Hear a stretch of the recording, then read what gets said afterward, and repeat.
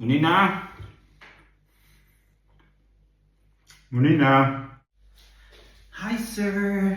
Oh, ang gwapo ni sir. Nagpagupit ka ba, sir? Kako ba? Ay, sir, bakit mo kinayang manok na yan?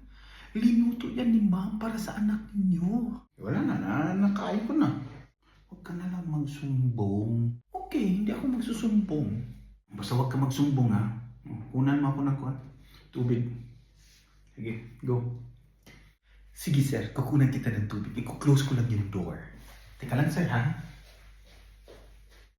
A few moments later. Hoy! Dada! Bakit mo kinain yan? Hindi yan para sa'yo. Para yan sa anak mo. Linuto ko yan para sa anak mo. Di mo man nakikita, di ka man lang nagtanong. Nagtanong ka sana, hindi dahil lang galing ka lang ng basketball, tapos diretso ka ng kakain. Magluluto na lang ako ng iba. Lutuan mo ng manok ang anak mo, ha? Dapat may manok siya pagdating niya. Malapit na siya darating. Huwag ko sa'yo. A few moments later. Munina! Munina! Ay, sir! Sir, sorry. Inutusan kasi ako ni ma'am. Ba't mo ako sinumbong? Ay, hindi ako nagsumbong, sir. Nagtanong si ma'am kung anong ginagawa mo. Sabi ko kumakain. Nagtanong siya anong kinakain niya. Sabi ko yung manok. Pero hindi ako nagsumbong, sir.